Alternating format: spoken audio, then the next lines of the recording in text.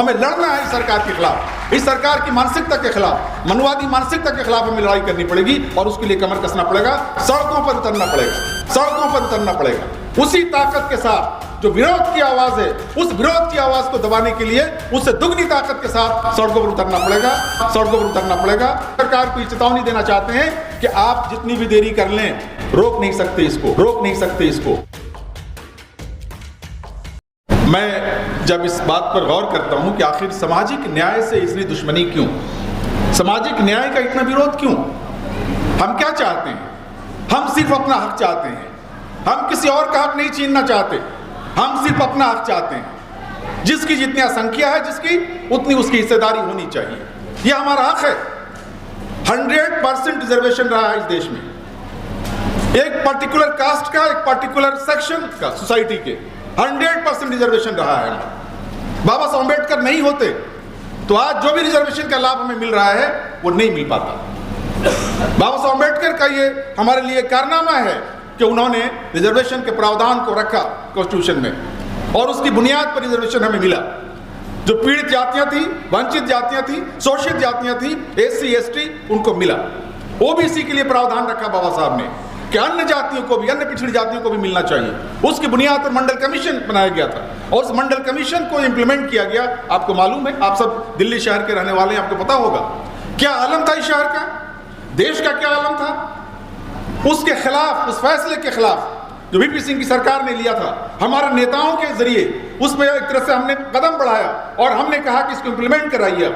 ये पड़ा हुआ है सख्तखाने में, इसको इंप्लीमेंट कीजिए, तब हम आपके साथ रहेंगे। हमारे नेताओं ने प्रेशर बनाया, तब उसके बाद जाकर के वो बिल पास हुआ। वो पास हुआ, ये फैसला हुआ कि हम इसे इंप्लीमेंट करेंगे। पूरे दिल्ली में नहीं, पूरे देश में आग लग गई थी उस समय। मैं उस समय जवाहरलाल यूनिवर्सिटी में विद्यार्थी था। मैंने ये देखा कि पूरे देश में आग लगाने की कोशिश हुई। दिल्ली में कई रेलवे स्टेशन को फूंक दिया गया। बहुत करीब में हमारे यहाँ सरोजनी नगर है, वहाँ का एक रेलवे स्टेशन है, वहाँ आग लगा दिया गया उसको। कई दूसरे सरकारी संस्थानों को जलाने की कोशिश की गई, दिल्ली को चौक कर देने की कोशिश की गई। एक छात्र को तेल डाल करके उसको जला दिया गया ताकि इस आंदोलन को, जो विरोध में आंदोलन चल रहा था, उस आंदोलन को पूरे देश में फैलाया जा सके, एक उन्माद पैदा किया जा सके ताकि इस फैसले को वापस लिया जाए। कोर्ट में भी गए, कोर्ट में जाकर के उन्होंने उसको रोकवाने की पूरी कोशिश की।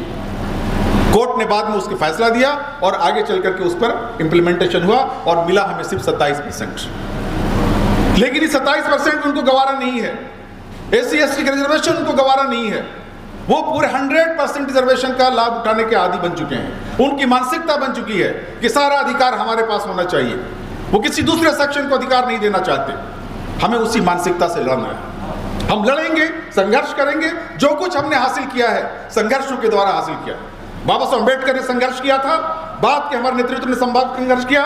हमें भी संघर्ष करना है। हमें सिर्फ ये बहुत अच्छा है कि आपने इस संगोष्ठी का आयोजन किया है, इस कॉन्फ्रेंस का आयोजन आपने किया है। मुझे बहुत खुशी हो रही है कि तमाम बहुत सारे संगठन मिल करके इसका आयोजन कर रहे हैं। ये हमारी एकता का प्रतीक है, ये हमारी एकता इससे जाहिर होती है। लेकिन ये एकता सिर्फ बंद कमरों में बंद मीटिंगें करके हम शायद अपने लक्ष्य को प्राप्त नहीं कर पाएंगे। हमें सड़कों पर उतरना पड़ेगा, संघर्ष करना पड़ेगा, बलिदान देना पड़ेगा। हमारे अधिकार तश्तरी में सजा करके ये BJP सरकार नहीं दे सकती। हमें लड़ना है इस सरकार के खिलाफ, इस सरकार की मानसिकता के खिलाफ, मनवादी मानसिकता के खिलाफ हमें लड़ाई करनी पड़ेगी और उसके लिए कमर कसना पड़ेगा, सड़कों पर उतरना पड़ेगा। हमारे अधिकारों का हनन करने के लिए वो सड़कों पर उतरते हैं। अभी देखा होगा आपने, UGC का रेगुलेशन आया, उसके खिलाफ सड़कों पर उतर गए। UGC का रेगुलेशन ऐसे नहीं आया। रोहित वेमुला की मौत के बाद, उसके मर्डर के बाद और भी कई मर्डर्स हुए, उसकी बुनियाद पर एक प्रेशर बढ़ा इस हुकूमत पे और इस हुकूमत ने कमेटी बनाई। उसके रिकमेंडेशन थी, वो उस कमेटी की रिकमेंडेशन थी जिसमें हमारे लोग थे। उन्होंने कहा कि नहीं, ये जिस तरह का जो शिक्षा शैक्षिक संस्थानों में जो डिस्क्रिमिनेशन है, जिस तरह का शोषण है, जिस तरह से OBC SC ST के छात्रों को उनको प्रताड़ना का सामना करना पड़ता है, उनको विक्टिमाइज किया जाता है, उनको कम नंबर दिया जाता है, उनकी पूरी कोशिश ये है कि शिक्षा से हमें वंचित कर दें। हमारे जो भी छात्र अपने टैलेंट की बुनियाद पर पहुंचते हैं यूनिवर्सिटीज में, कॉलेजेस में, उस टैलेंट को उन्हें बर्दाश्त नहीं करते हो। वो चाहते हैं कि वो भी वहां से निकल जाएं। आपको मालूम होगा दर्जनों ऐसे छात्रों ने सुसाइड किया इसी वजह से। मेडिकल के छात्रों ने किया है, इंजीनियरिंग के छात्रों ने किया है, PhD के छात्रों ने किया है। देश के तमाम संस्थानों में ऐसी कई मिसालें मिलती हैं जहां हमारे छात्रों ने सुसाइड किया है, वो सुसाइड नहीं, उनका मर्डर है। और हमें उस मर्डर के खिलाफ खड़ा होना है, संघर्ष करना है। हमें भी उसी ताकत के साथ जो विरोध की आवाज है, उस विरोध की आवाज को दबाने के लिए उससे दुगनी ताकत के साथ सड़कों पर उतरना पड़ेगा, एकजुट होना होगा। एससी, एसटी, ओबीसी, ईबीसी, जितने भी ऐसे वंचित समाज हैं, माइनॉरिटीज, इन सब को हमें साथ लेकर के चलना होगा। और बहुत सारे बीच में हमारे फर्क डालने के लिए, भेदभाव पैदा करने की बहुत साजिशें की जाएंगी, की जा रही है बहुत सारी साजिशें। आप देखिए, बाबा साहब की ये दूरदृष्टि थी कि उन्होंने ये सुनिश्चित किया कि पार्लियामेंट और असेंबली में हमारे वंचित समाज के लोग पहुंच सके, एससी और एसटी के लोग पहुंच सके। आप अंदाजा लगाइए कि अगर ये प्रावधान नहीं होता कॉन्स्टिट्यूशन में, तो क्या आज एक भी एससी एसटी नहीं होता, एक भी एससी एसटी आपको संविधान, आपको पार्लियामेंट में और असेंबली में नहीं दिखाई देता। सिर्फ ये बाबा साहब का करम है, उनकी मेहरबानी है कि उसकी वजह से हमें हमारे एमपीज नजर आते हैं, हमारे एमएलए नजर आते हैं। लेकिन अफसोस ये है कि ये हमारे एमपीज और एमएलए भी जो सुरक्षित सीटों से जीत करके जाते हैं, वो क्या हमारे सही प्रतिनिधि हैं?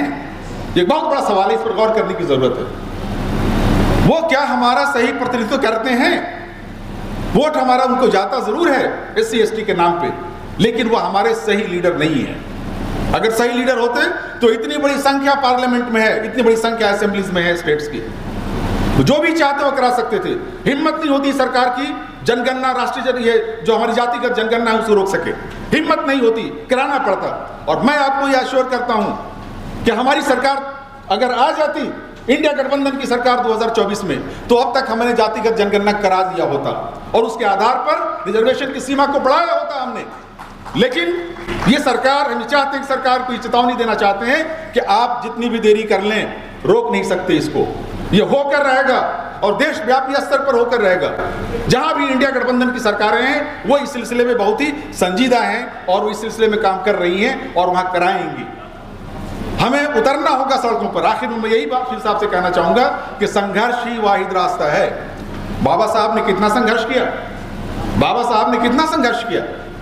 उन अकेले एक शख्स ने, इतना बड़ा विद्वान उस दौर में, मैं दावे के साथ कहता हूं कि बाबा साहब जैसा विद्वान उस दौर में कोई नहीं था। लोग लेकर के आए थे डिग्रियां, बैरिस्टर वैरिस्टर बन के आ गए थे।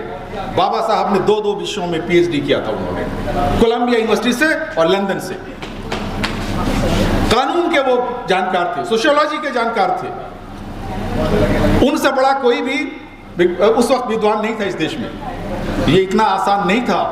उनको कॉन्स्टिट्यूशन ऐसे जो कमेटी थी उसका जो चेयरमैन उनको बनाया गया, अध्यक्ष बनाया गया, वो ऐसे नहीं बनाया गया। वो उनकी विद्वता थी, वो उनका ज्ञान था। इंडियन सोसाइटी का, भारतीय समाज का जितना ज्ञान था बाबा साहब को, किसी उस दौर के किसी दूसरे लीडर के पास ऐसा ज्ञान नहीं था। वो जानते थे भारतीय समाज की संरचना को और इसीलिए उनको बनाया गया था। किस तरह से पढ़ाई की उन्होंने, कदम कदम पर रुकावटें पैदा की गई, प्रताड़ित किया गया उनको, उनके साथ भेदभाव किया गया उनको, ताकि वो पढ़ न सके, आगे न बढ़ सके। वो इतने मेधावी थे कि इन तमाम रुकावटों के बावजूद उन्होंने अपनी पढ़ाई मुकम्मल की। और पढ़ाई मुकम्मल नहीं की, बल्कि इस देश के भविष्य के भाग्य को लिखने को निर्माता बने, उसके संविधान लिखने वाले बने। देश हमारे आधुनिक भारत के वो एक तरह से निर्माता बने वो। लेकिन बाबा साहब ने बिल्कुल सही कहा था। मैं अपनी बात बाबा साहब के इस कथन पे ख़त्म करूंगा कि चाहे संविधान कितना भी अच्छा हम क्यों न बना लें, लेकिन उस संविधान को उस पर अमल करने वाले लोग अगर ईमानदार नहीं हैं, अगर उनकी नीयत सही नहीं है, तो संविधान कुछ नहीं है। वो सिर्फ पन्ने हैं, वो सिर्फ किताब है। उस पर असल सही नीयत के साथ, ईमानदारी के साथ अमल करने की जरूरत है। और अगर ये अमल किया गया होता तो 52 सदी गुजर गई देश की आजादी को। आज भी हम सोशल जस्टिस के लिए संघर्ष कर रहे हैं। आज भी हमको अपने अधिकारों के लिए लड़ना पड़ता है। वो अधिकार जो संविधान में है हमारे प्राप्त हैं, वो दिए गए हैं, लेकिन वो अधिकार अमली सतह पर हमें नहीं दिए जा रहे। ये स्थिति है। क्या ये सभ्य समाज की निशानी है, एक सभ्य राष्ट्र की निशानी है? बिल्कुल नहीं है। अगर हम अपने ही समाज के दबे कुचले लोगों को, वंचित लोगों को उनके अधिकारों से वंचित करेंगे, तो जाहिर है कि हमारा समाज कभी सभ्य नहीं बन सकता। हमारे देश का एक दुर्भाग्य है कि लगभग 100 साल, 52 सदी पूरे होने को जा रहे हैं और आज भी हम लोग उन चीज़ों को लेकर के लड़ रहे हैं जिसको हमें विद इन 10 ईयर्स संविधान लागू होने के 10 वर्षों के अंदर हमें उसे प्राप्त कर लेना चाहिए था और एक सभ्य समाज, सभ्य राष्ट्र का निर्माण करना चाहिए था। सबको बराबर का हक मिलना चाहिए था। यह हक किसी की बपौती नहीं है, यह हमारा हक है। वंचित समाज को अपना अधिकार लेना होगा, छीन के लेना होगा। ये सरकार जिस मानसिकता की सरकार है वो आपको अधिकार आसानी से देने वाली नहीं है। अधिकार छीन कर लिया जाता है। बाबा साहब ने अपने अधिकार छीन कर लिया, अपना लोहा मनवा करके लिया। हमें भी बाबा साहब का सही अनुयायी बनना पड़ेगा। समाजवादी जो पार्टियां हैं हमारी, बहुजन समाज से संबंधित जो पार्टियां हैं हमारी, उन तमाम पार्टियों को एकजुट होना पड़ेगा। हमारे खिलाफ जो सबसे बड़ी साजिश है, हमारी ही सफ़ों में, हमारी ही पंक्तियों में एक तरह से बहुत भेदभाव डालने, फूट डालने की कोशिश होती है। हमें ये एक दूसरे के खिलाफ लड़ाने की कोशिश होती है ताकि हमारी एकता भंग हो जाए। अगर हमारी एकता भंग होगी तो हम अपने लक्ष्य को कभी प्राप्त नहीं कर पाएंगे। हमें अपने लक्ष्य को प्राप्त करने के लिए एकजुट होना पड़ेगा और संघर्ष के लिए तैयार रहना पड़ेगा। संघर्ष ही आखिरी रास्ता है। बाबा साहब का पैगाम संघर्ष का पैगाम है। इन्हीं शब्दों के साथ मैं अपनी बात खत्म करता हूँ। बहुत बहुत शुक्रिया।